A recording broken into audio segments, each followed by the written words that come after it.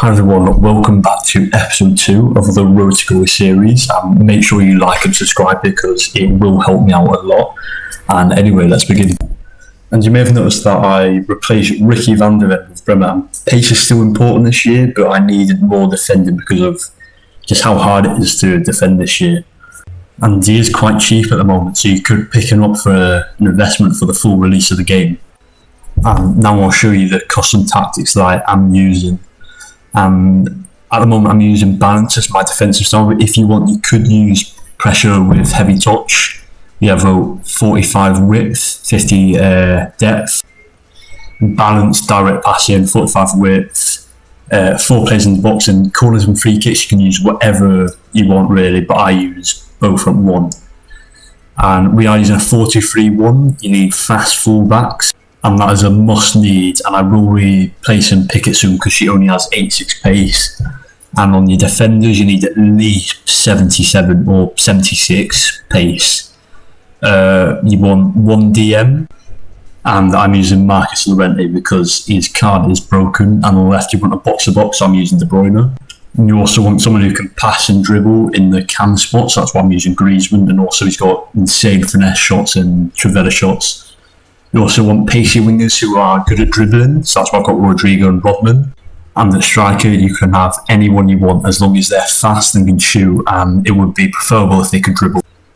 And we don't change anything on the keeper, and we also don't change anything on the defenders. And we have both the fullbacks on stay back while attacking, but if you want an attacking fullback, I would put them on balance and overlap. But personally, I think stay back while attacking is the best way to go.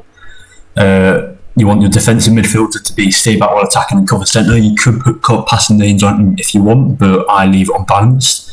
You want your box-to-box to be in cover centre and balance. You could put him on get forward if you really want them to get high up, or if you have another defensive midfielder, you could put stay back while attacking. But balance is what works for me. You want your attacking midfielder to get into the box for cross, and your wingers, you want them just completely balanced, just how they are. You could get onto the box for cross as well, but I prefer unbalanced.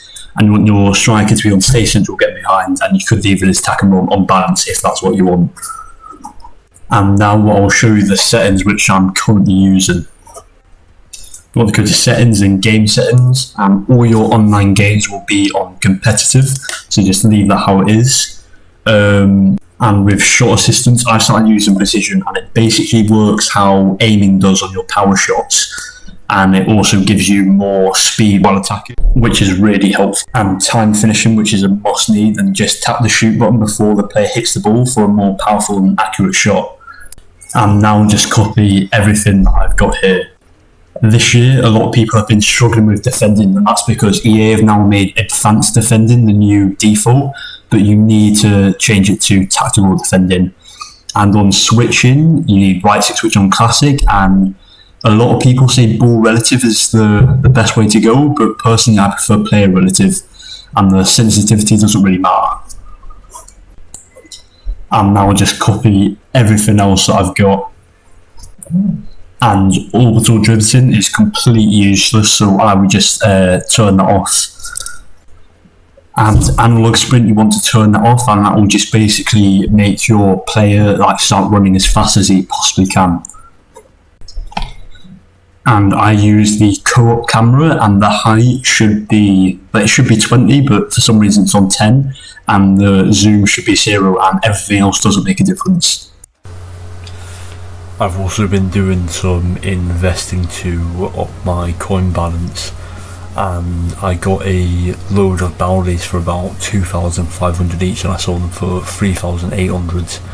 I also got a few Joe Gomez's for about 4,500, and I sold them for 5,400. I also packed myself an Ansu Fati and sold him. Altogether I made about 100,000 coins, so you're probably wondering where that's all went, and I invested them all into Tony Cruz's, and also got a few Walsh's, because Bellingham is getting a Player of the Month SBC, so follow will be in high demand, and the new promo is starting on Friday, so there might be a few more SBCs coming out then. And I've been playing a lot of rivals recently, and in this game I needed to win to get into Division 4, and I just want to show you how OP R1 dribbling is, which is a new feature which has been added to EAFC 24, and it is completely broken. As you can see, I just ran past his whole defence with Haaland, and he has 80 dribbling, which is horrific, but it just shows you how good R1 dribbling is. And I ended up winning 3-1 to qualify for Division 4, and I'm saving my packs at the moment for the new promo on Friday, so you will see my rewards then. And I also started playing FUT Champs qualifiers, and I went 9-0, so in my last game I started using a few loads, and luckily I went against quite an easy team, as you can see here. But he actually ended up being a really good player, and he put up quite a fight, and I actually went 3-1 down, so I changed to my new 4-2-4 tactics, which I will show you in my next video, and I put constant pressure on.